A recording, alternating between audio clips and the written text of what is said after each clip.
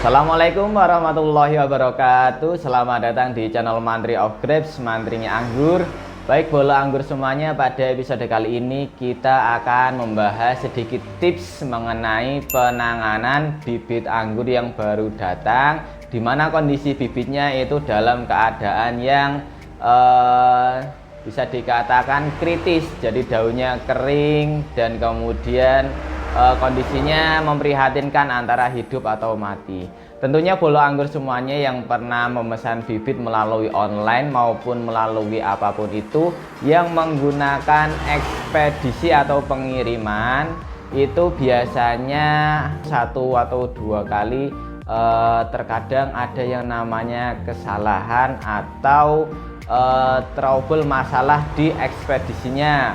Bisa yang pertama, bisa karena waktunya itu memanjang, yang biasanya harusnya 3-5 hari bisa memanjang 7 hari, 10 hari, bahkan lebih, bahkan bisa sampai 1 bulan karena banyak faktor.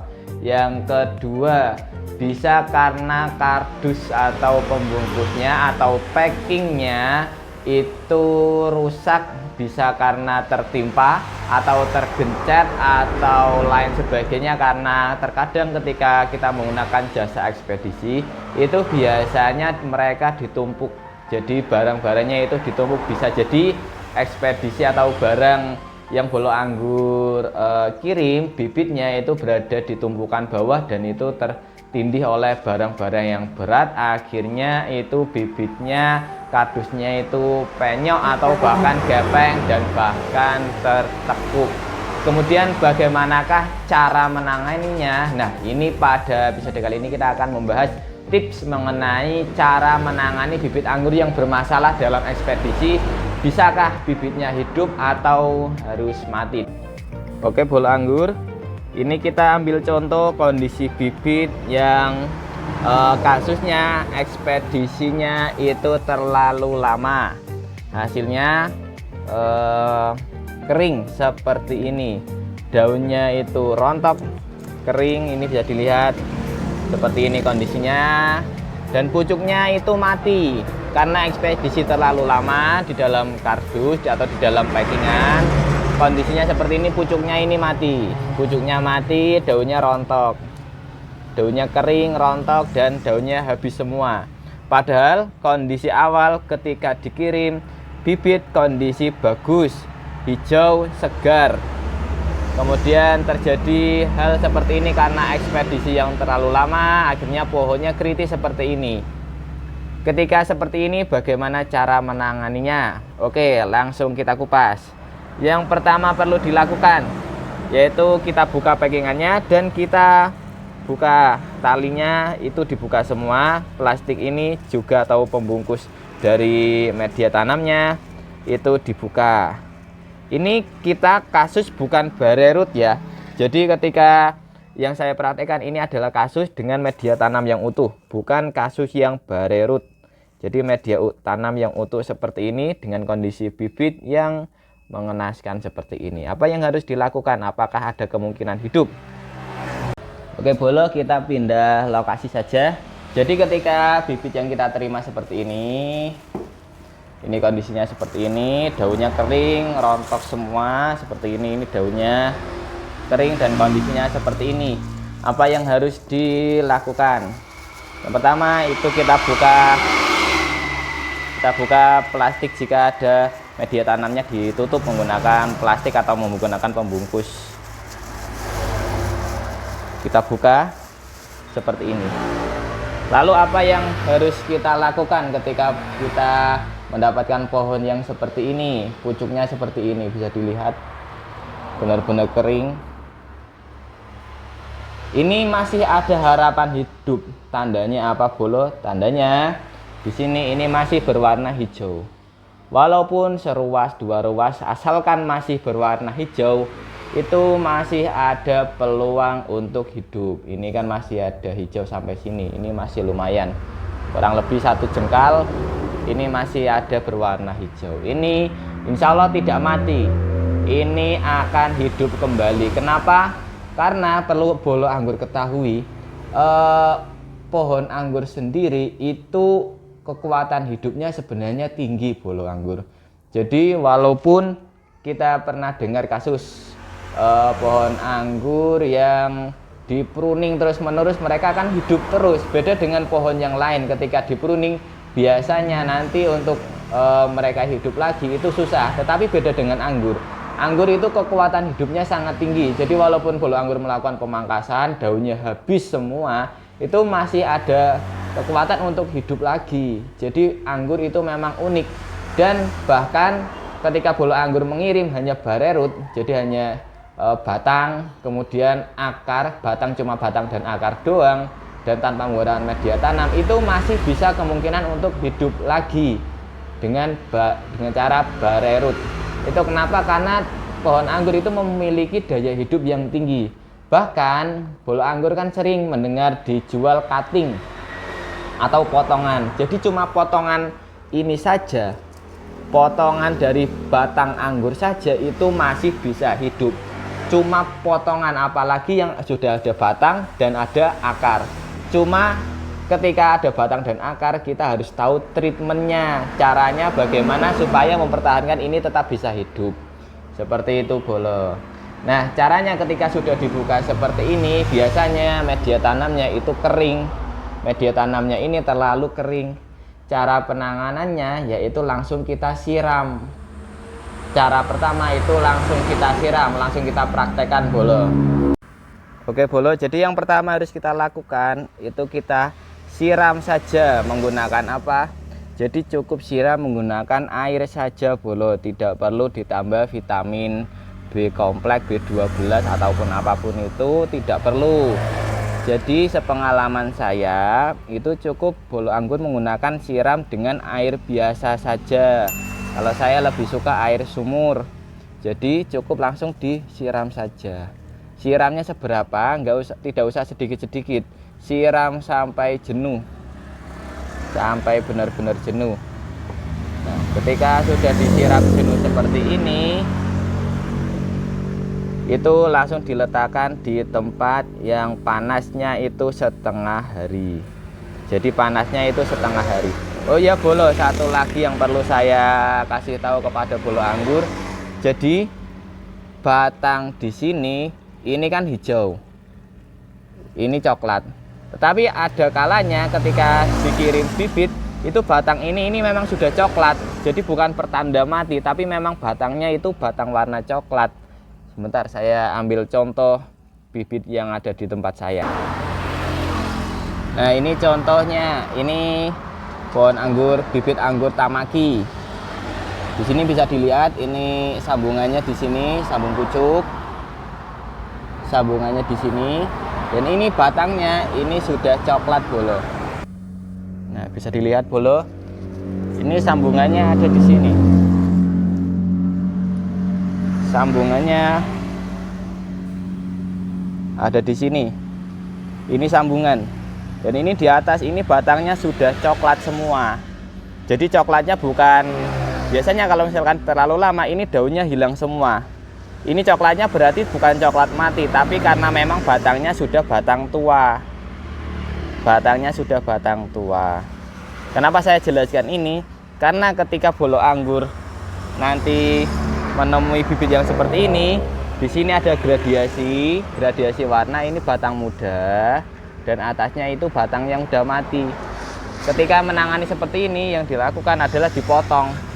Jadi batang yang sudah mati ini itu dipotong sebatas ruas ini saja. Jadi sebatas ruas ini dipotong nih. Bisa dilihat. Nah, dipotong di sini.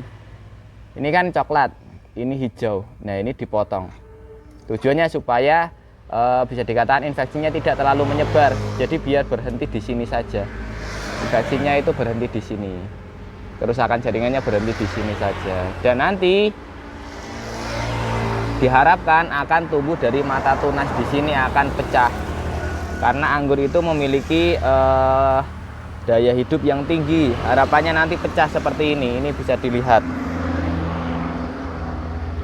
Bentar. Nah, ini bisa dilihat. Mata tunasnya sudah terlihat mulai pecah. mungkin kurang terlalu terlihat di kamera ya. Nah ini bisa terlihat toh, mata tunasnya terlihat mulai membesar dan akan pecah. Di atasnya juga sama. Nah itu nanti akan hidup lagi, biasanya seperti itu bolo. Kemudian setelah disiram jenuh, ditempatkan di tempat yang panasnya itu setengah hari. Jadi jangan diletakkan di tempat yang full panas dari pagi sampai sore bolo.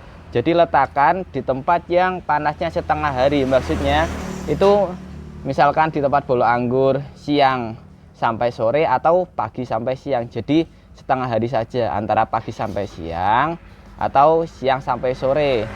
Terkena sinar mataharinya cukup setengah hari saja, jangan full. Kalau full nanti pohonnya stres biasanya dan resikonya nanti akan mati. Jadi panasnya itu setengah hari saja.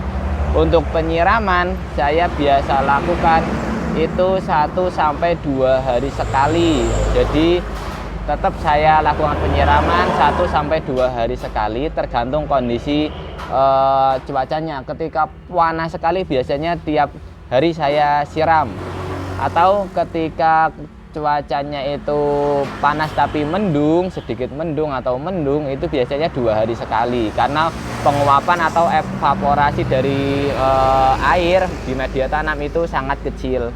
Seperti itu bolo. Kemudian kita tunjukkan kondisi bibit yang sudah selamat dari kondisi seperti ini. Kita ada contoh bibitnya. Nah ini bolo contoh bibitnya. Jadi ini kemarin di sini yang ini dan ini kering. Jadi ini kan terlihat di sini ada bekas potongan. Jadi sebelumnya ini ke atas ini sudah kering dan mati. Ini juga sama, sebatas potongan ini toh. Ini ke atas itu sudah kering dan mati. Kemudian kita lakukan pemotongan di sini. Kita potong sebatas yang hidup dan yang mati. Kita potong. Dan nanti mata tunasnya akan pecah dan tumbuh seperti ini. Ini bisa dilihat. Mata tunasnya itu di sini, ini pecah dan tumbuh lagi. Dan ini nanti akan tumbuh subur kembali. Dan ketika tumbuhnya lebih dari 1, seperti ini ada banyak, maka cukup sisakan 1 saja. Ini yang lain dibuang. Yang lain dibuang, cukup sisakan 1 saja. Jadi biar nanti pertumbuhan itu fokus kepada 1 cabang. Jadi nanti biar ini tumbuh fokus ke sini. Jadi nanti cepat besar ini batangnya. Seperti itu. Jadi masih ada kemungkinan untuk hidup. Oke, kemudian jika bertemu kasus seperti ini, jadi ini pohonnya, ini batangnya, dan ini sambungannya di sini. Dan sambungannya itu kering. Sambungannya kering dan bisa dipastikan ini sambungannya mati. Ketika menerima seperti ini jangan buru-buru dipotong bolo. Jadi bisa jadi ini masih hidup. Bisa jadi ini masih hidup. Jadi biarkan saja.